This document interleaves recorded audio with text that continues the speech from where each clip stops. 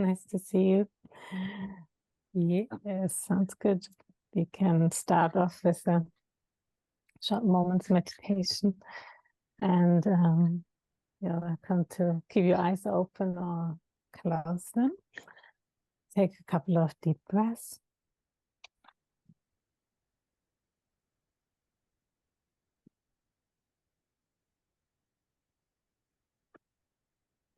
And rest the body and mind just naturally as it is. And allowing the thoughts and emotions, all the sensations to come and go.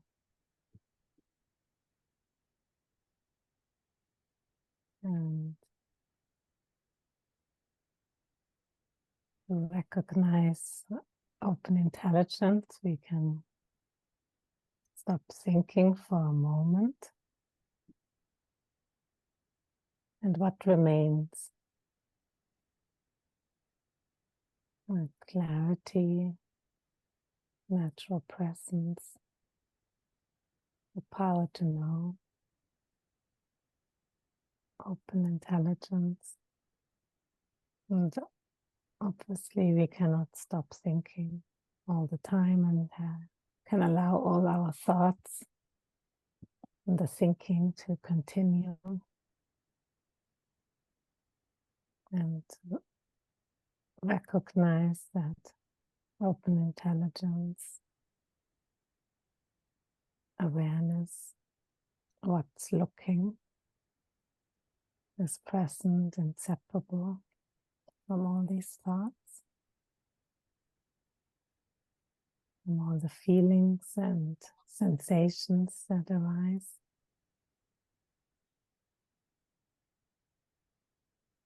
And our mind is indestructible, open intelligence, the indestructible essence.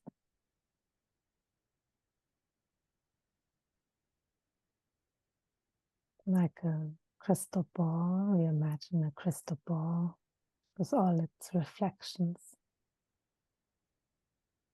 that don't affect the crystal ball. The crystal ball remains clear and untouched, no matter what appears within it. And allowing all our thoughts and feelings, sensations in the body to be there as they are. Recognizing for a short moment the indestructible essence, open intelligence, something about you that is clear, stable, unaffected by the thought that you're having right now. Or the sensations we feel in the body right now.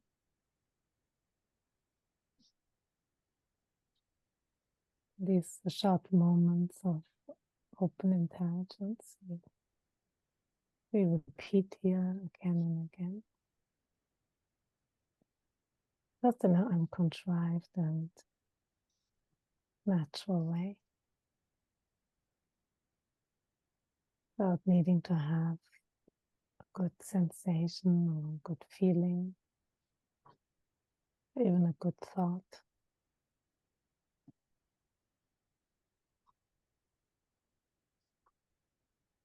Resting naturally,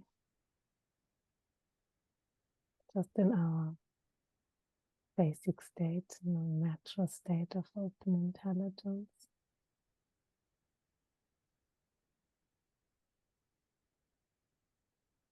Open intelligence, our mind is vast like the sky.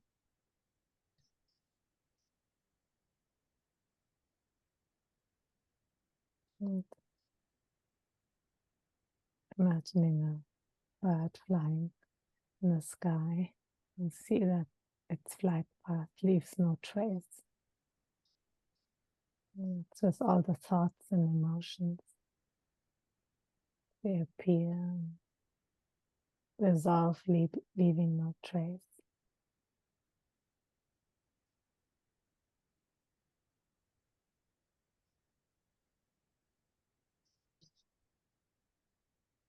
And resting one moment at a time, one short moment at a time.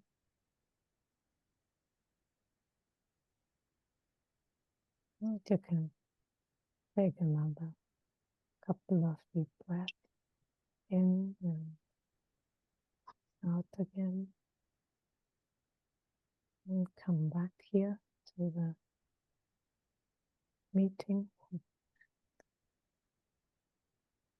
And we'll go through some texts together, which also the short moments can continue. They naturally continue. Yeah, would you like to start with? Good. That was beautiful, Kati. Thank you. And good. Shall I start here? Is that good? Right. All right. A nice moral there. When we enjoy the ease of our own being, we become wise beyond compare. What exactly does it mean to be wise? It means that we know which mountains to climb. Others may choose their own mountains as they see fit, but most of those mountains aren't worth climbing.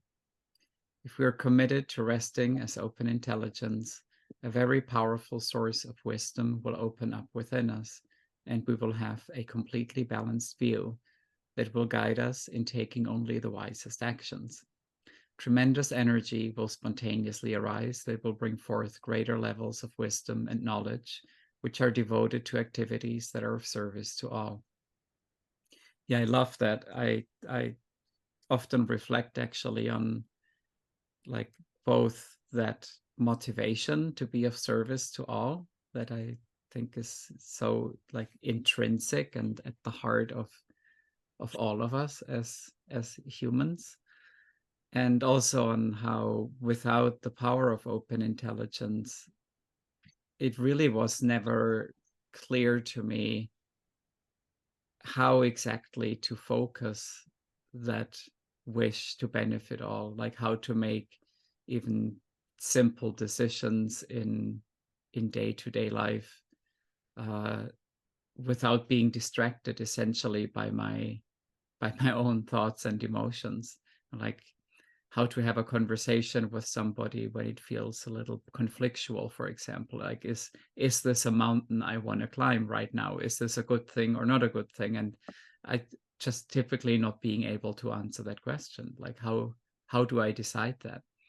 And to recognize that within the recognition and living as open intelligence, being so aligned with our natural state, there is this instinctive wisdom, the responsiveness to time, place, and circumstance to know which mountain to climb. Yeah, so it's quite amazing to have that reveal itself spontaneously just by practicing open intelligence without even thinking about it really. The original purity of everything supersedes all ideas about anything. Go to the ground of your own being for a brief moment, the complete ease that is the entire basic space of every thought, emotion, and experience. And you'll know that all of those ideas, like original sin and karma, that your most basic nature is not marked with any kind of original sin or karma. The pure intelligence of everything as it is completely pure, like space. Rest in that, and your intelligence will be penetrating, wholly positive, and inconceivably beneficial. All data are appearances of open intelligence.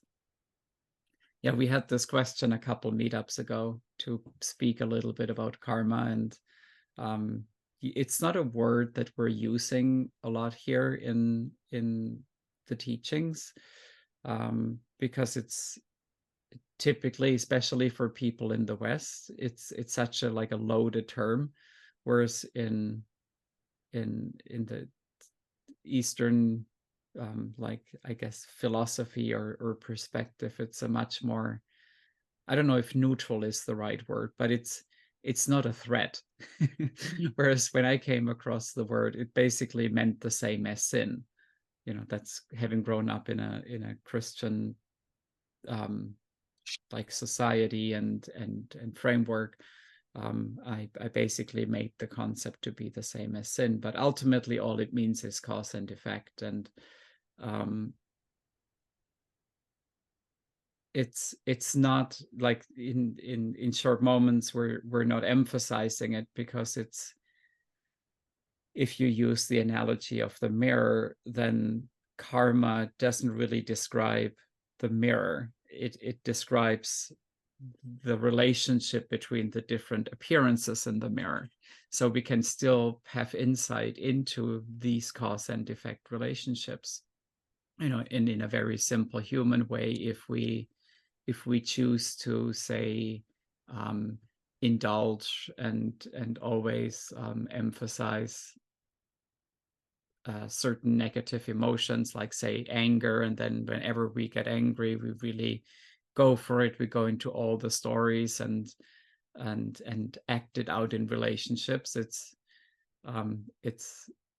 not difficult to see that we will have a lot of difficulties in relationships, and we will probably get more and more angry with that, because we get the respective feedback from our environment. So on a very simple level, I think that concept, that idea of karma, on that perspective is very clear. However, more importantly, the mirror itself, the stainless purity of open intelligence, the essence of mind, the ground of our being, is completely unaffected by this. Whether we have an angry thought or emotion, or a saintly thought or emotion, the essence of our being is exactly the same. And often we might understand this intellectually or grasp it for a moment, but then we still think that we're doing something wrong, because we have a so-called negative thought or emotion. So even though this sounds so simple, the actual integration and making this an embodied realization in the flow of day-to-day life, that's why this practice of short moments, repeated many times until the luminous brightness of open intelligence is obvious at all times, is so helpful. Because then whenever we do feel there is something wrong with my experience right now, I shouldn't be thinking that, I shouldn't be feeling that, that's exactly the time to recognize the indestructible essence, the nature of mind itself, which is not at all affected or even described by the descriptions of these appearances. Do you want to continue here, Kati? The way out of distressing states. The term afflictive states refers to thoughts, emotions, and sensations that are experienced as disturbing. Many of us have felt overwhelmed at times by deeply distressing states. We can't stand the pain and suffering, and we keep looking for a way out of the torment of these afflictive states. But it may be that a way out has never been described to us in a simple way. When we rest as open intelligence, we find our way out. We discover our essence, which is unaffected by any kind of emotional state. When we look with discrimination, we can see that whatever happens in our life, even if in the moment it seems like a terrible tragedy, really cannot alter or change our awareness and open intelligence at all. Open intelligence is absolutely constant. It never changes. In this discovery, we find true freedom and tremendous compassion for ourselves and others. We find the effortless wisdom to know how to take care of ourselves and the planet we live in. We discover our basic human goodness. And that's beautiful and also powerful to know something about us that is indestructible and unaffected, and that we can also always rely on. So in every moment, it's like that's also the practice of short moments of open intelligence. When we repeat that many times, is that we have that choice to rely on something about us that is reliable. It's something we can count on, and it's always present, regardless of what's happening to us inside with our feelings and sensations and the pain we might feel and the challenges and that we might have within ourselves or with outer circumstances in relationship. Or so these there can be so many challenging things that come up in our thoughts and emotions, and recognizing this essence, the indestructible essence, awareness, that what's looking right now is something that we can gain familiarity with and have as something that is ultimately reliable in the forever changing circumstances we might find ourselves in life, and the forever changing thoughts and emotions. We never know really what also happens next. And so it's in my experience, it's something really that gives this soothing energy of knowing that this natural state, the natural presence of open intelligence is something I can rely on. It doesn't mean that it's easy always, and especially in the beginning, getting to know that and really trying to understand or trying to get what a short moment is takes a while, but it takes over time that open intelligence becomes more and more obvious because it's very natural to us. And then discover the basic human goodness is the compassion aspect. Sometimes is like just comes natural as an experience, and I guess everyone here has different circumstances where when we feel deeply ourselves and our own suffering and challenges and get to know ourselves, then we also can understand other people in a more deep way. And so I found in my experience, it really helped open intelligence, love and openness help to recognize what we all made of, basically, and seeing oneself and others through the eyes of open intelligence, that natural state that we all are connected with. Non-threatening nature of afflictive states. So when afflictions come up, rely on open intelligence. That's the simple, straightforward action or non-action. Well, in the beginning, it might take a bit of effort to rely on open intelligence rather than going with all these thoughts and emotions. We're describing them, and it's like this choice we sometimes share about here. Like we either can go down the route of elaborating, like don't analyze, refine, describe, or attempt to figure out what's happening in any way. So that would be one route to go. The other one is go right to open intelligence, nowhere else.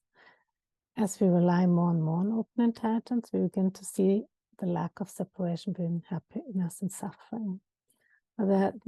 In relying on open intelligence, there's a soothing energy, that natural presence of open intelligence, inseparable from what's going on, and the going into the stories and elaborating and just seeing the descriptions can be such a tight or tensed way of being with these thoughts and emotions, whereas recognizing the spacious openness of open intelligence, we can still feel deeply, and it might not feel good, yet there's the grip of this tension, and the descriptions relaxes more and more. So, and then there is more and more seeing our happiness and suffering. It's like the inseparability of everything all at once. So what that means in a very practical way whether we are having an easy time or we're experiencing very challenging circumstances, we are totally at ease and serene. And that presence of open intelligence and the ease of being becomes more and more in the forefront, more obvious. Yeah. So that's the stability. And it really just comes about in my experience. It's like sometimes we're looking for it and it's not there, and it becomes it's like training up a muscle. It at one point gets bigger and bigger when we have some weightlifting going on. And so it's just more and more short moments becomes obvious and continues. It's only in recognizing open intelligence that we can understand the non-threatening nature of afflictive states. So less and less there's being afraid of what comes up next, what my thoughts and emotions are. So that's they become non-threatening. By repeatedly recognizing open intelligence, well, we might not like it, but they don't pose any threat anymore, or there's such a struggle against it. So by recognizing open intelligence, like these brief moments, we strengthen ourselves so that when afflictive states appear, we can recognize open intelligence from within them. We recognize open intelligence to be inseparable from whatever is appearing, like the color blue in the sky is inseparable. The color blue in the sky, you can't separate out. There's not only sky and there's not only blue. And so that's open intelligence in all our thoughts and emotions, all the data. When we are able to do so, that really provides the greatest benefit. So that, perfect. Good. Your own circumstances, whatever they may be, are always the perfect opportunity for rest. Whether you're in a high-stress job or doing nothing, whatever your points of view are, they're the perfect opportunity to rest. We can test it out and make resting as open intelligence a priority in your life and find a few moments here and there throughout the day to practice resting. Anyone can do that, no matter what the job or daily activities are. You can make that choice. In the long run, those few moments of rest will make you much more efficient and productive in your job and more successful in every aspect of your life. Yeah, it sounds so counterintuitive that rest is helpful to be more productive or to be more effective, more efficient. But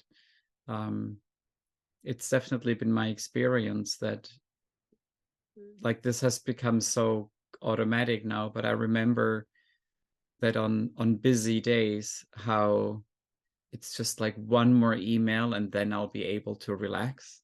And just like one more email and then, I'll have the relaxation from having an empty inbox. And then recognizing over time that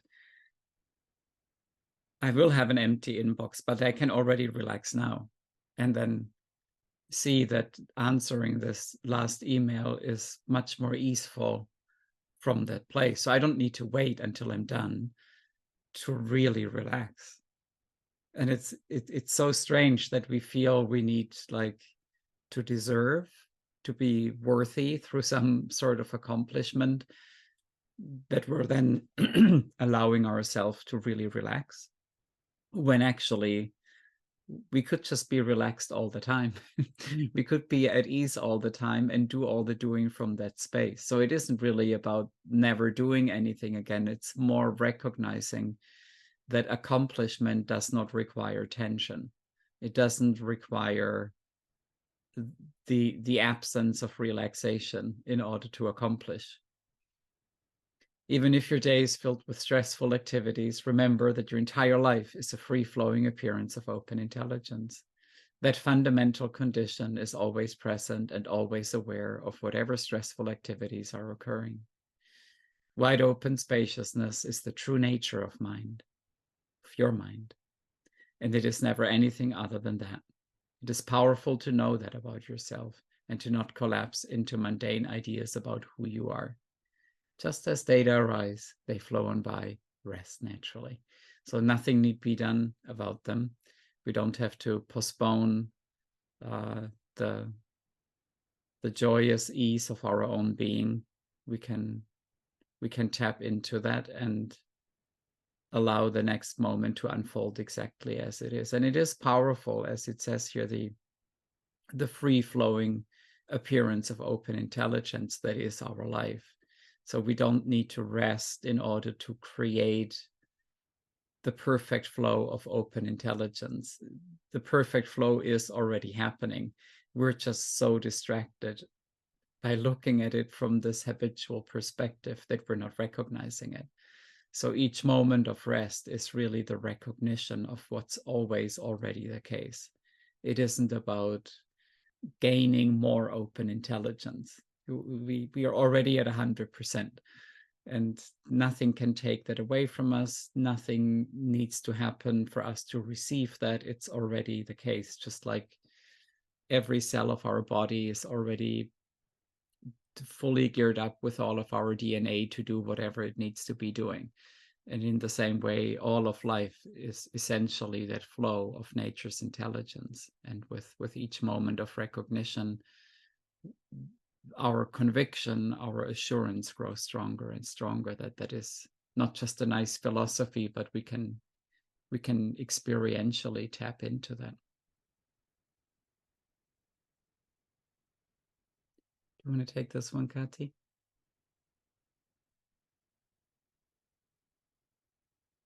Right. Giving up the right to be a victim of emphasizing data. So we integrated here a bit also parts of the empowerment. And that's why it says here, empowerment 1, we recognize that data is an appearance of open intelligence and give up the right to be a victim of it by relying on open intelligence rather than data. We make a choice to prioritize innate open intelligence. So that's a part of the empowerment, seeing, okay, I have that choice, and to rely on open intelligence and not to emphasize all the data and feel a victim to ourself with all the data. So that is that direct moment-to-moment empowerment that comes about with a short moment. So this that is like a recognizing why I don't have to be a victim to all these thoughts and emotions, and recognize and empowering open intelligence shine forth with that practice. So one symptom of the condition of life based on data is an uncontrollable desire to keep data in place.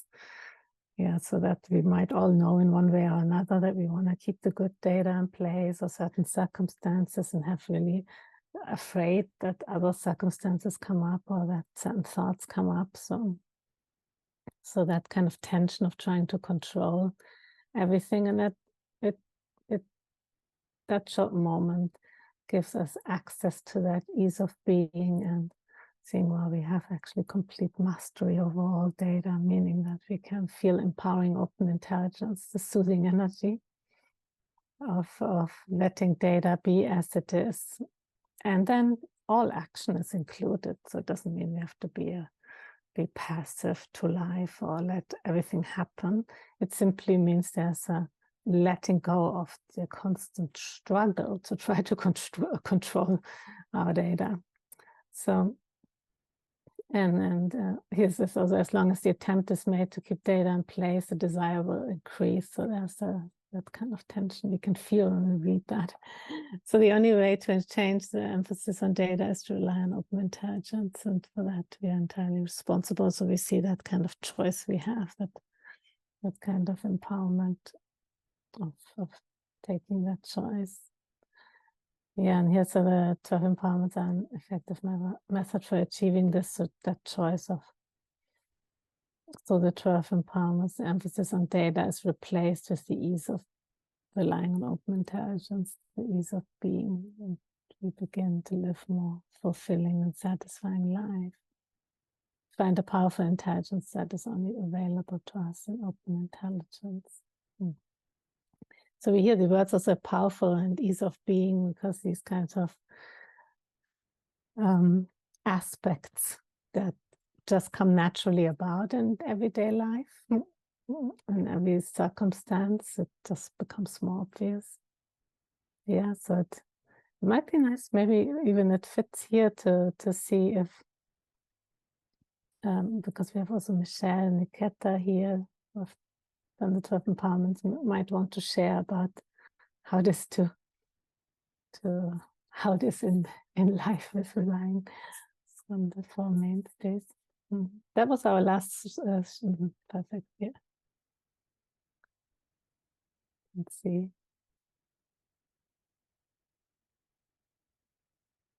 Hello, everyone.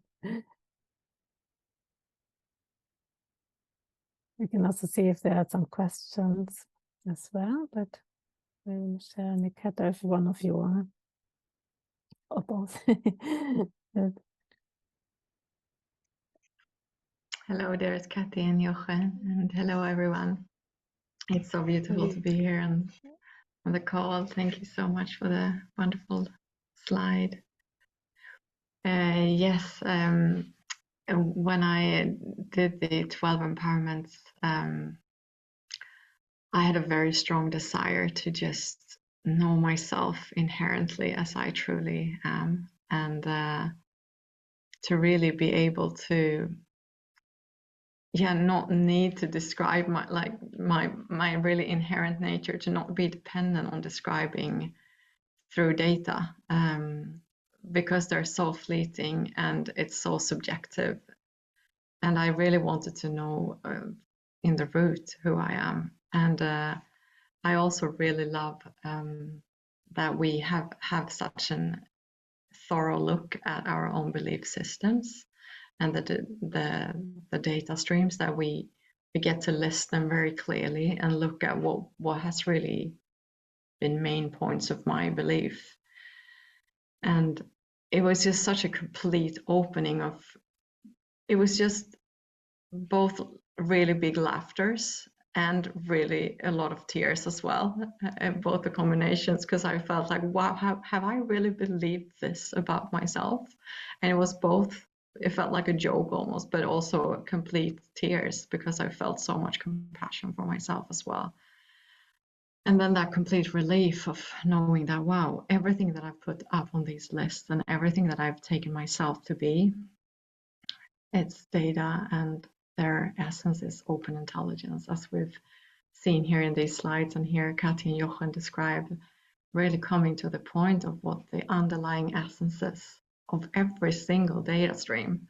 It just felt like when you pop a bubble, it's like, wow, this is I can apply this to every single data stream and take it back to take a short moment and recognize it as open intelligence.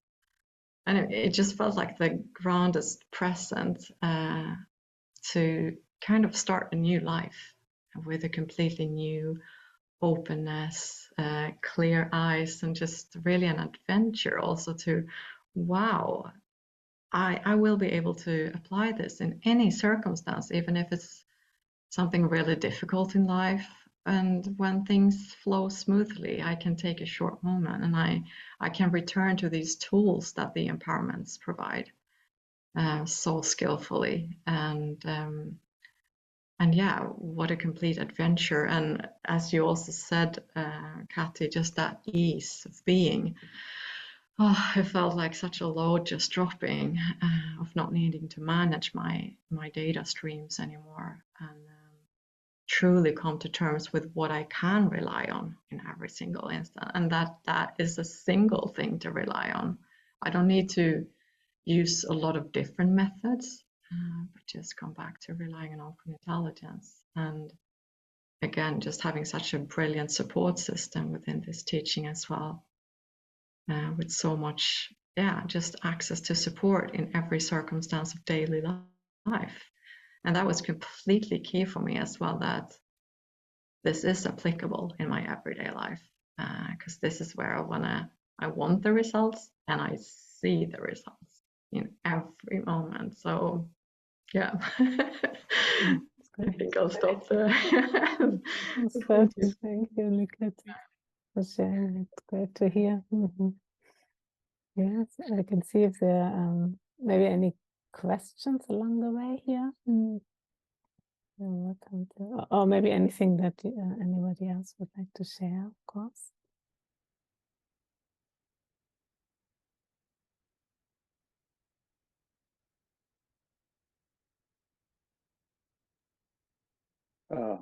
I have a question. Yes, great. I can kind of imagine how directing your attention to that open intelligence and recognizing that its nature is different than the sensations in the body or whatever reactivity is, the afflictive emotion or whatever.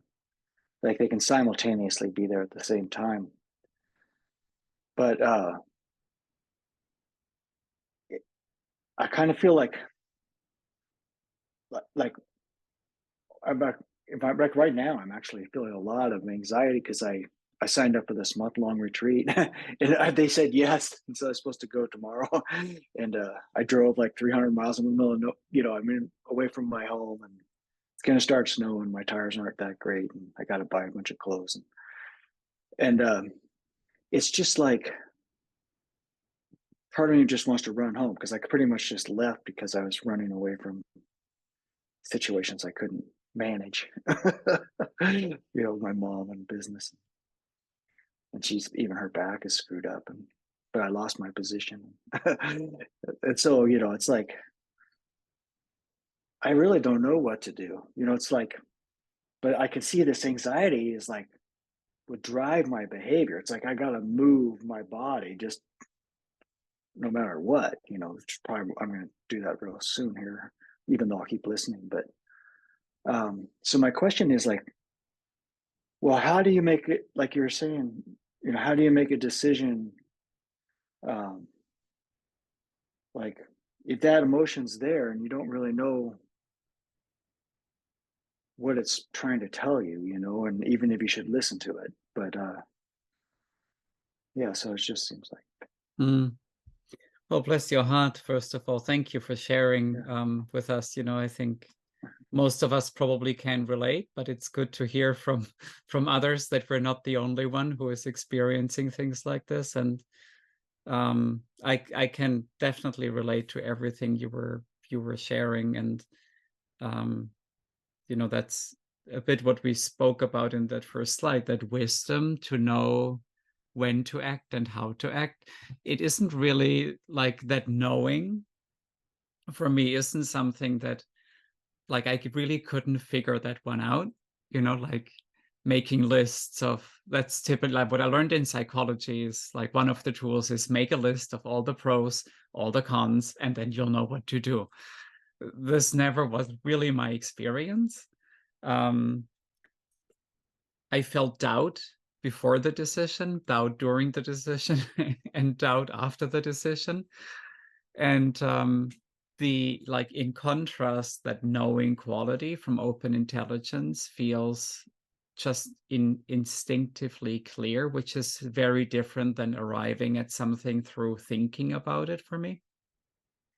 And sometimes I literally just didn't know. And then that's what I knew is right now is not the time to make a decision.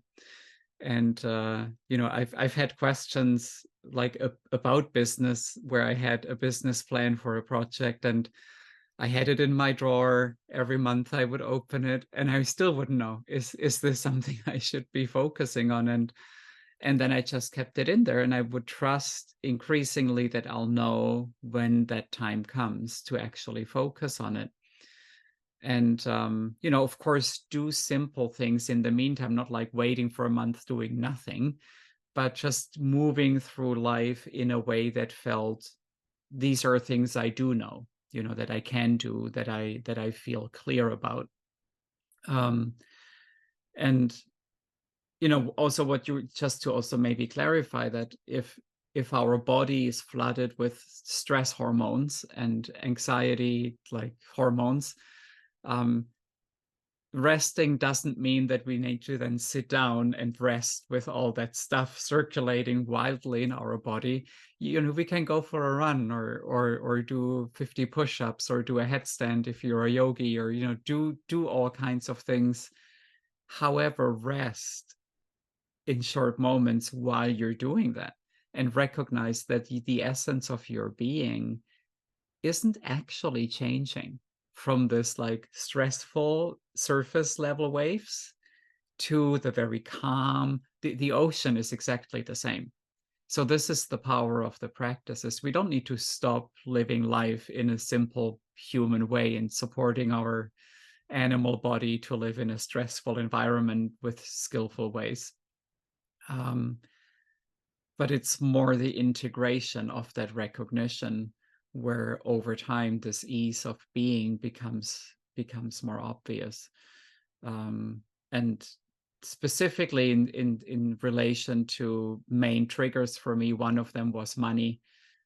Like I always, no matter how much money or little money I had, I was always scared of like running out of it. And at some point I realized I could earn even more money and I would still be afraid of not having enough money. And so I recognized that I could, of course, look, and having a background in psychology, I did understand the cultural, generational, and all the other like influences that led to me having this like fear. But that didn't really help me to deal with it, or to not have it, or to feel more at ease within myself. What did help me was to recognize that I can relax, like right here in this moment, all is well, and I can just relax. I don't need to work out a strategy to run out of money tomorrow. Right now, I can just relax, and to give myself permission, like really permission. I can relax now. It's okay. It's okay. I've made it that far in life. I'm still here, gone through all these things. Relax. And when that focus, that tunnel vision on this one thing that is so like like a dog that jumps to your calf and does not let go, when we relax that grip, we generally do tend to see more solutions. It's like I wouldn't be able to promise you that you'll know immediately what to do, but typically my experience and that seeing that in others is that the more at rest we are, the more receptive we are to see solutions that we otherwise haven't even looked at, because we were so narrowed in on the habitual thoughts and emotions. So I think I went in a few different directions there in response to your question. Did that speak a bit to what you were wondering about, or? It did, very much so. I appreciate that. It sounds like you don't have to rush to make a decision. Mm-hmm. And then if you just rely on that open intelligence and give it a chance to work, and just have faith and appreciate that in this moment you really are safe and everything's okay, Mm-hmm. then it'll probably work itself out, kind of. Right. And we're active parts of it working out, like to bring it back to my business idea. I did also decide to sign up for a business development course. So it's not then, just like waiting in meditative equipoise and waiting for like the bright light to come upon me to know what to do. I did take action, but even then being there and feeling like seeing all the other high achievers around me and feeling, oh, I need to do that, and I want to do that, and I need to, do what they're doing, to recognize the ease of being with that urge, with that desire, and to keep coming back to that, and then really build something that I feel so aligned with. That is then like, if I put a lot of stress into all these initial steps, it's likely I'll keep stressing because that's what creates the idea. So to build ease and relaxation, faith, trust, and confidence in that innate intelligence into every step of the process, then we're also building something for ourselves that is based on that foundation. But we can go through, like I said, business building courses, or I know, they're if there are relationship issues, we might see a couple counselor and be in conversations around that, but always coming back to the ease of being and recognizing I can be in these circumstances that feel really challenging and rest. Even there, I can find a moment of rest. Mhm. Well, that's great. Thank you very much. I appreciate that. Yeah.